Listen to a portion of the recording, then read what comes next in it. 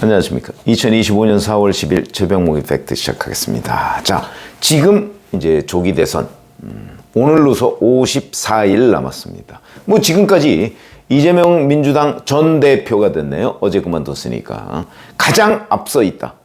뭐 심지어는 뭐 거의 끝난 거 아니냐? 뭐 이런 얘기까지 나오고 있는 거 사실입니다. 그걸 부인하고 얼마든지 이길 수 있어 라고 얘기하는 건 적어도 4월 10일이라는 지금 시점에서는 맞지 않을 가능성이 높은 거죠.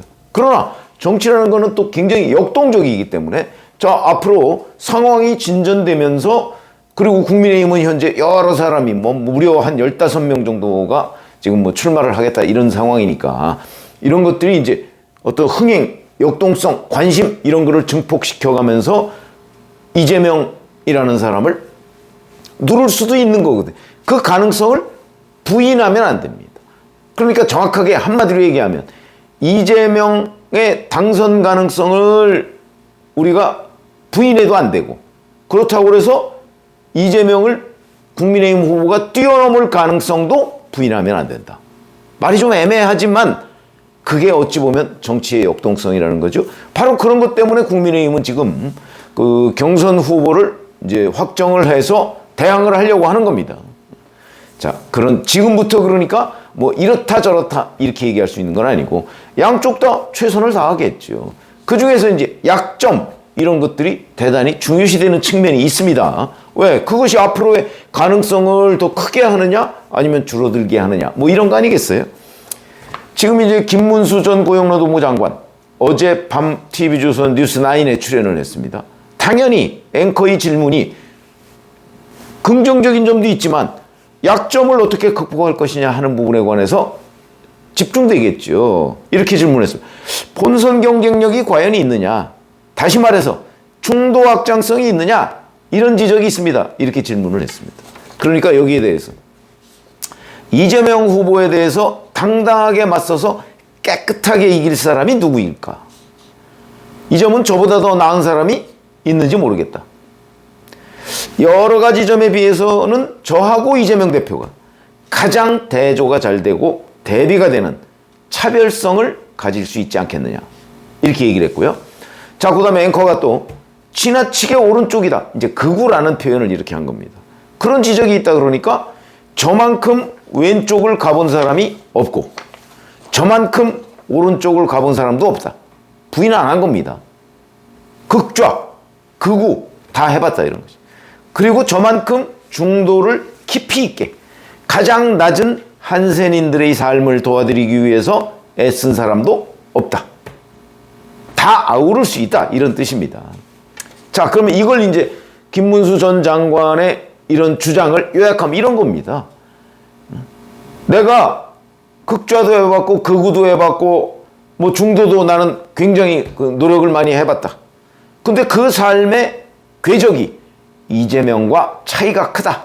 가장 대비된다.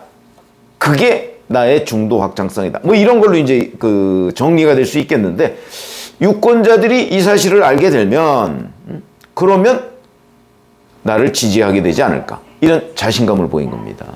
그렇죠?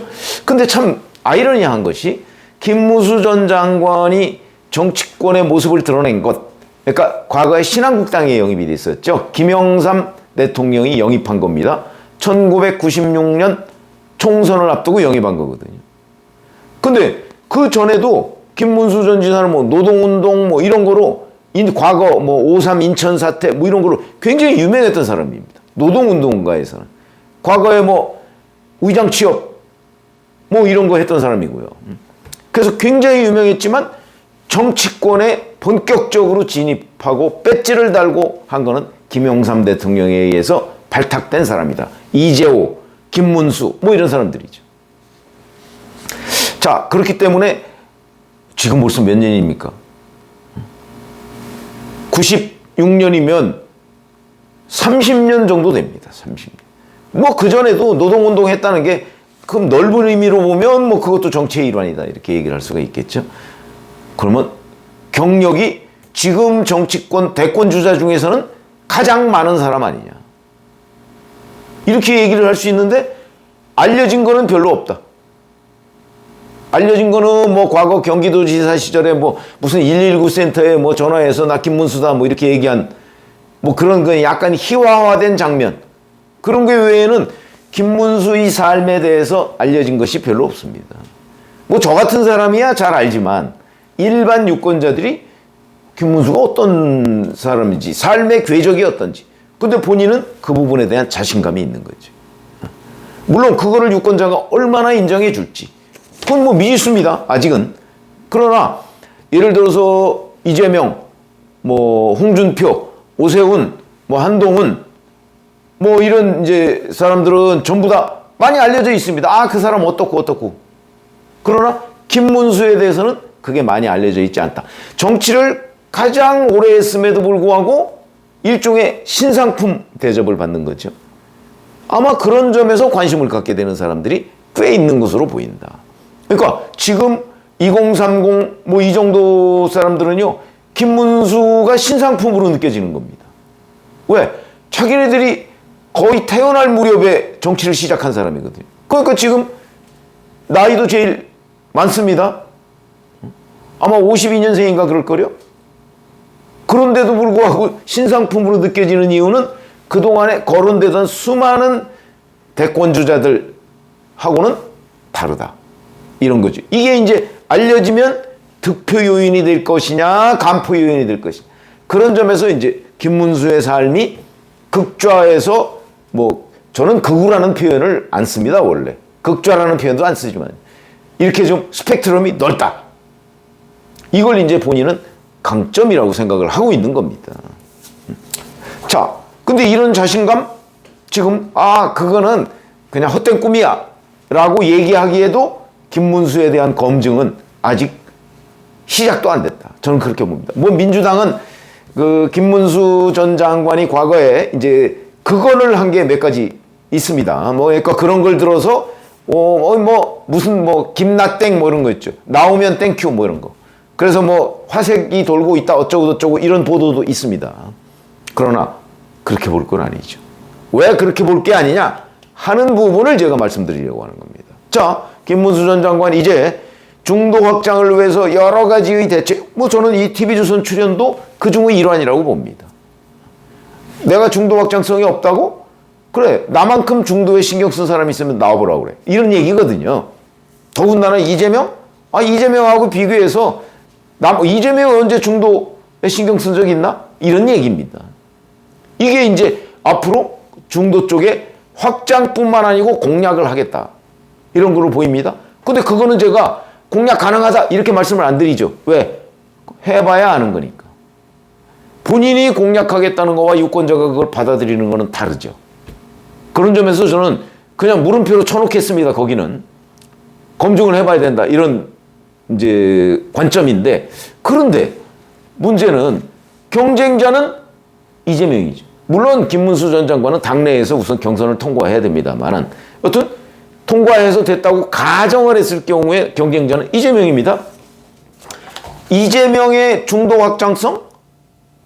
없는 거 마찬가지입니다. 그리고 우클릭, 요새 우클릭 표현 많이 하죠. 그래서 이번에 뭐 경선 캠프도 개파색이 옅은 사람을 전면 배치하고 뭐 이럽니다. 그리고 뭐 민생 우선 뭐 언제부터 그렇게 민생 우선이에요? 걸핏하면 뭐 25만 원 나눠주자 뭐 이런 얘기한 게 민생은 아닙니다. 응? 나라 돈 퍼주자고 하는 게. 지금 경기도 얼마나 고생하고 있습니까? 이재명 경기도지사 시절의 진비 때문에. 뭐 회복과 성장. 글쎄 이재명이라는 정치인이 성장을 얘기한다고 하니까 이것처럼 그 희화화되는 게 없습니다. 언제 성장이라는 이름으로 포장한 분배를 얘기했었죠.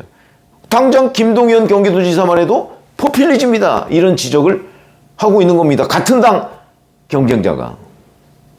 그것도 경제 전문가가. 거기다 뭐 대통합? 아니 이재명이라는 정치인이 지금까지 보여준 정치 스타일이 통합의 맨 반대쪽에 있었던 사람이죠. 개딸 동원해서 걸핏하면 뭐 본인과 정치적 노선이 조금이라도 다르면 집중 포화를 가하고 아예 잘라버리고 공천 안 주고 다 지금 이재명의 실적에 한 페이지를 장식하고 있는 거 아닙니까? 저는 이재명 대표의 우클릭 검증 끝났다고 봅니다. 어떻게 끝나느냐? 이런 거죠. 그 수많은 말뒤집기. 박근혜 대통령 존경한다고 했더니 진짜 존경하는 줄 알더라. 뭐 반도체 52시간 예외 뭐 토론회까지 주도하고 하더니 말 뒤집었고, 개헌론 4년 중임제가 꼭 필요하다고 하더니 지금은 내란 종식이 먼저라고 하고, 국회의원 불체포 특권 자기같이 깨끗한 사람한테는 필요 없다고 하더니 막상 구속영장 청구되니까 의원들한테 자 이거 부결시켜달라고 얘기하고, 뭐 기본소득 한참 얘기했다가 대선 때는 그게 뭐 재원이 어디 있느냐 그러니까 슬쩍 공약에서 빼고, 그러고 대선에서 낙선하니까 또다시 기본소득 들고 나오고, 이 도대체 뒤집지 않은 걸 세기가 힘들다. 다 동의하실 겁니다. 그 사례로 책을 만들면 한 권이 넘는다. 말뒤집기, 거짓말 이런 거. 검증이 끝났다는 거죠. 그런데 검증 끝난 사람이 지금 와서 우클릭한다고 뭐 이것저것 들고 나온다. 뭐 그러면 이제 찍어주겠다 싶은 사람은 뭐 여전히 이제 그 지지층 내에 머물겠지만, 이런 것들이 하나하나씩 드러나면서 또는 이미 검증이 끝났기 때문에 또 거짓말, 또 말 뒤집으려고, 또 저래, 이런 거거든요. 그런 의미에서 이재명의 우클릭 부분에 관해서는 검증이 끝났다. 믿을 수 없다. 그런 거죠. 반면에 김문수 전 고용노동부 장관은 2020년에 전광훈 사랑제일교회 목사와 같이 자유통일당을 창당했던 거 팩트입니다. 그렇죠? 본인도 뭐 가장 왼쪽, 가장 오른쪽 다 인정했습니다. 그래서 그것 때문에 어찌 보면 김문수 전 장관이 강성 팬덤을 가지고 있는 것 맞다. 그게 또 이번에 탄핵 뭐 찬성 반대 국면에서 탄핵 반대 쪽에 섰기 때문에 윤석열 전 대통령 지지층도 아마 김문수 전 장관한테 상당히 몰려 있을 것이다. 그건 아마 팩트일 겁니다. 그러나 그 과정에서 또 일부 극단적 언어를 썼던 것, 이것도 기록에다 남아 있습니다. 부인할 수 없는 사실이죠. 그러나 분명한 것은 김문수 전 장관이 이재명과 같은 말 뒤집기, 거짓말 이런 것 때문에 신뢰를 한꺼번에 잃어버린 거는 저는 없다고는 안 하겠습니다. 그러나 검증이 안 됐다. 그렇게는 충분히 얘기할 수 있는 거죠. 그래서 자, 이재명의 우클릭 부분은 이미 상당 부분, 대부분 검증이 끝났다. 이거는 그냥 일시적인 포장가리. 그건 이재명의 정치 스타일이 그러니까. 이걸로 대부분 검증이 끝났지만, 김문수의 그 어떤 정치적 성향, 이 부분은 아직 검증돼 가는 과정이고 끝나지 않았다. 그리고 김문수가 말 뒤집기, 그것도 지금 검증 끝나지 않았다. 정치를 가장 오래 했지만, 그러나 정치권에는 특히 젊은 층에게는 신상품처럼 느껴진다. 왜? 오랫동안 이 장래 정치 지도자 이 반열에 있었던 사람이 아니기 때문에. 그래서 그런 점에서 본다면 이재명의 우클릭과 김문수의 중도 확장, 이거는 하나는 판단이 대부분 끝났고 하나는 판단 중에 있다. 결국은 김문수 전 장관이 어떻게 하느냐에 따라서, 전략에 따라서 이 상황은 충분히 반전을 시킬 수 있는 것 아니냐. 물론 김문수 전 장관이 여전히 과거와 같은 그 어떤 프레임에 엮여서 그쪽만 열심히 주장한다. 그러면 뭐 실패할 것이고, 그렇지 않고 정말 본인이 진정성을 가지고 중도 확장을 위해 노력한다면 아마 그 부분에 대한 유권자의 평가는 저는 있을 것이라고 봅니다. 그런 점에서 이재명이라는 정치인과는 다르다. 검증이 끝났느냐? 검증 시작이냐? 이런 거죠. 그런 점에서 저는 상대적으로 강점이 있다고 봅니다. 물론 김문수 전 장관 말고 오세훈 서울시장이나 홍준표 대구시장 뭐 내일 사퇴한다고 하죠. 한동훈 전 대표나 자기의 약점을 커버하고 강점을 부각시킬 수 있는 여러 가지 방법들이 있다면 그 또한 국민들한테 놓고 평가를 받아야 되는데 그 사람들이 대부분 국민들한테 많이 알려져 있는 거에 비해서는 김문수 전 장관은 그렇지 않다는 점에서 이 가능성이라는 공간이 좀 열려 있다고 봅니다. 아마 그것 때문에 그 관심도가 유권자들의 관심도가 상대적으로 더 있는 것 아니냐 이렇게 판단이 돼서 오늘은 이 김문수의 중도 확장성과 이재명의 우클릭 전략이 어떻게 다르냐 이 점을 말씀을 드렸습니다. 고맙습니다.